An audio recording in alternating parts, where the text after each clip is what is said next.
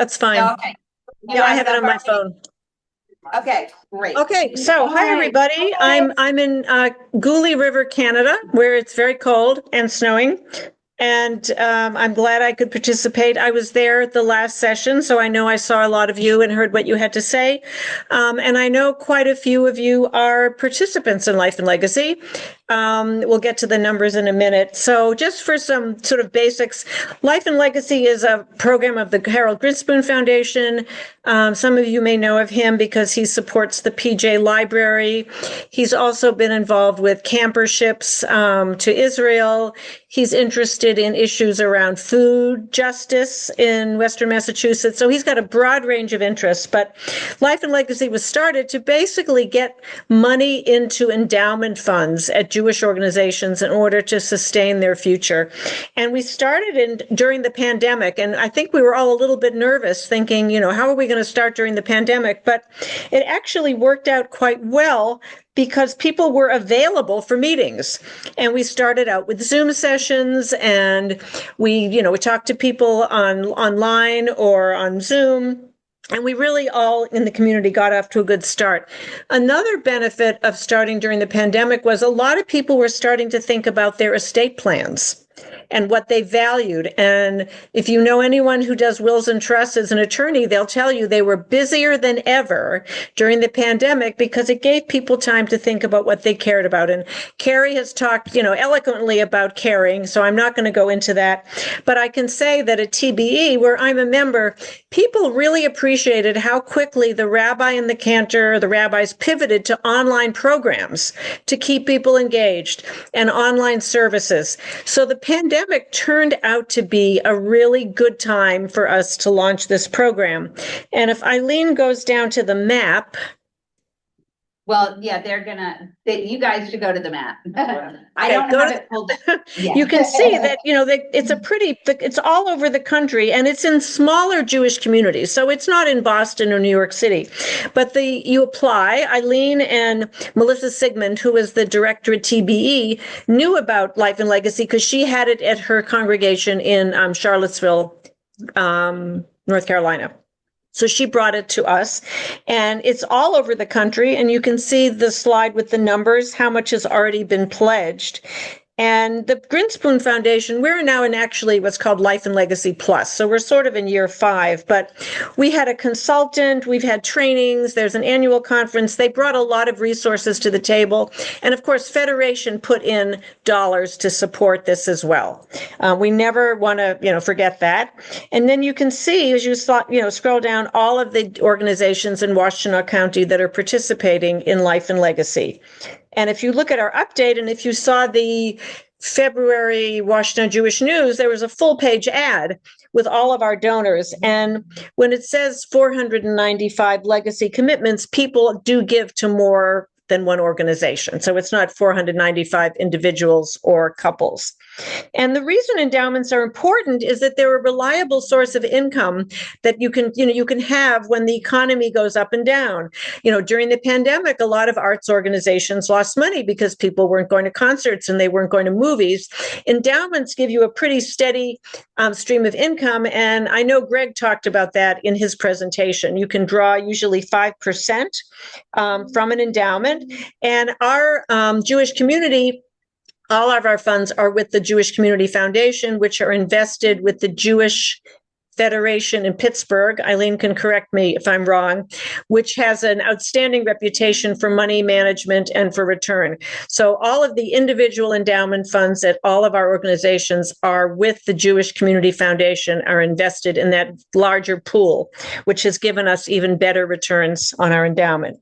So, if you go to the slide and you can say, well, what does your organization mean to you? And again, I know you've talked about that already with Carrie and with Greg, but, why do people give? They give because they care. In the Jewish community, we care about education. We care about social justice. We care about lifelong learning. We care about life cycle events. So, we have synagogues in our community, we have Jewish family services, we have a day school, we have the community center, we have Hillels. It's a very broad-based group of nonprofit organizations, all under the umbrella of Federation.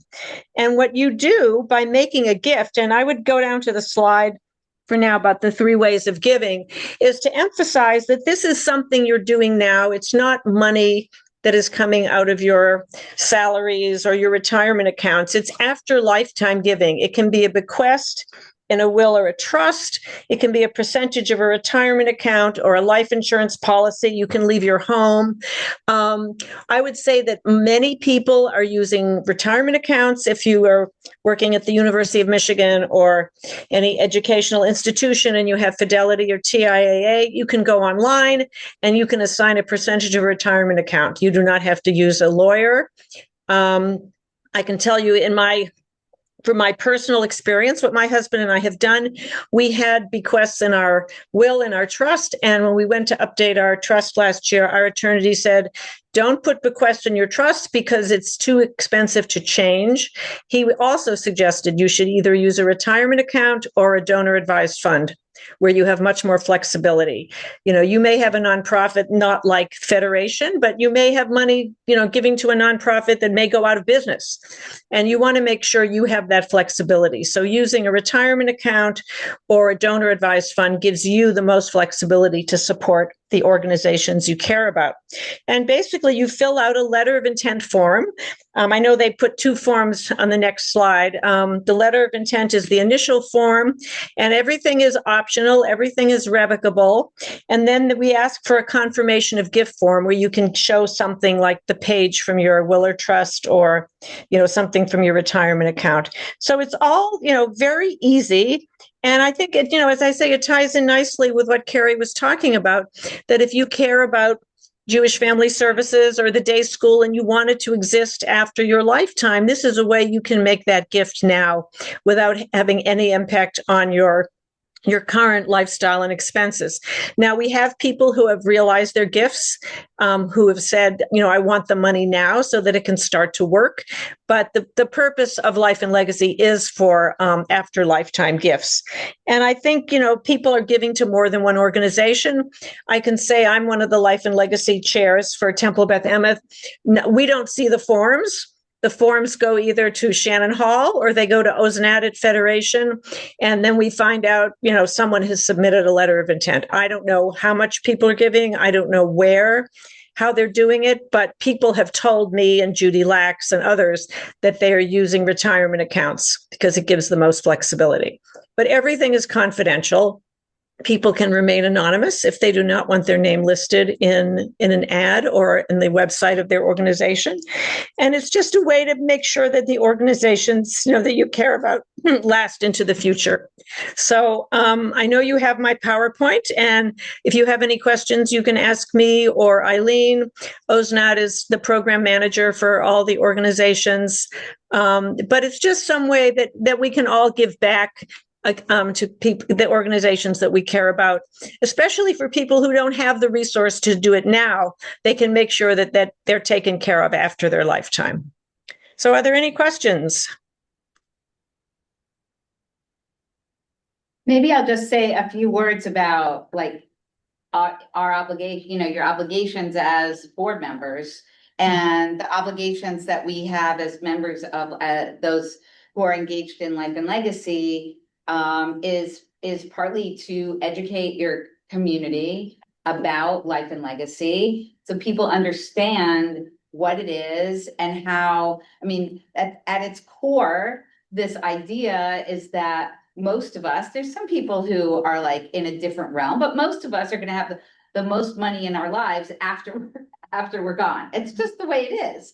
And so to help people understand, even those people who may not feel that they have the ability to give lots of money now, that they're able to really make a difference in the organizations that they have been. It's really your most loyal donors, right? The people who've been most connected to your organization, not necessarily your largest donors who you really want to connect with around this. So educating your communities is really important. Educating your boards about life and legacy and making sure that they understand and also are making the commitment. Okay, maybe unlike fundraising, regular annual fundraising, it may not be that you have set a goal for 100% of your board to give, because there's lots of reasons why some people don't do life and legacy, but should have a good, 50-60% of the board signing up to be a legacy donor.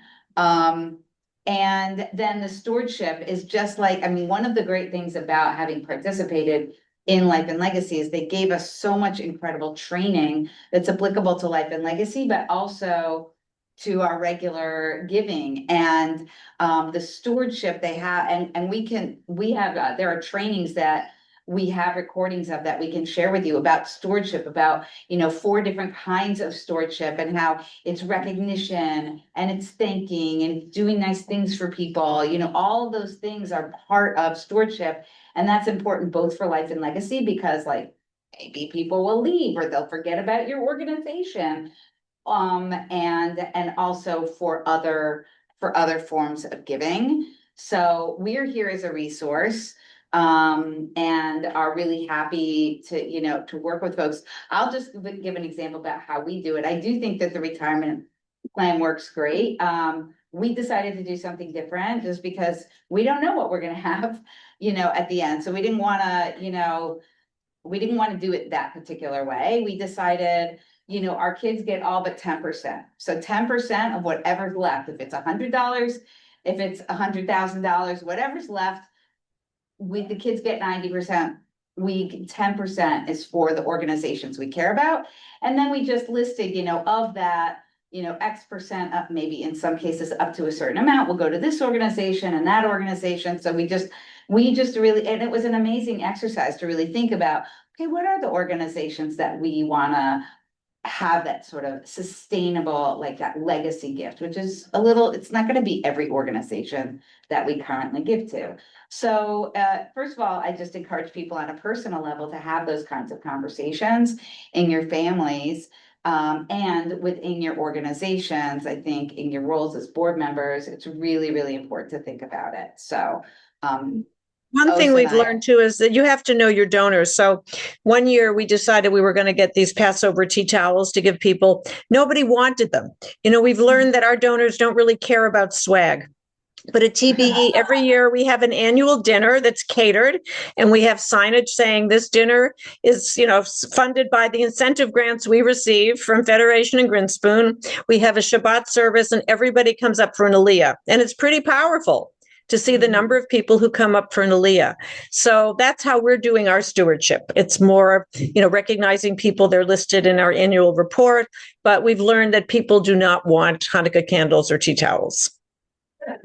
And just so everybody knows, it used to be annual, but now every 2 years we'll do a community-wide celebration of all our legacy donors. And also we recognize our legacy donors, regardless of their annual giving, are recognized or included in all of our major donor events, for example. But every year as a community, we do an event. And just heads up, this year in July, the Encore Theater is doing Fiddler on the Roof with some famous cantor who I've not heard of, but he looks like he's going to be pretty good. But anyway, we have very discounted tickets, and we'll have a pre or post flow. We're still working on that. And so it's an opportunity for all the legacy donors from across the community come together.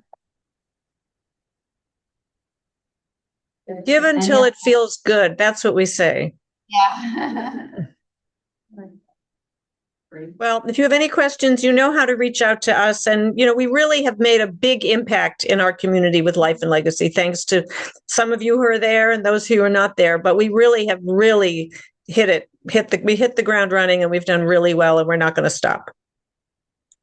Thank you so much, Robin, for taking the time. You're welcome. Do this. Thank you. I'm gonna try to share screen. You don't need to share it. There's Nope. Okay. All right. We're not going to share screen. So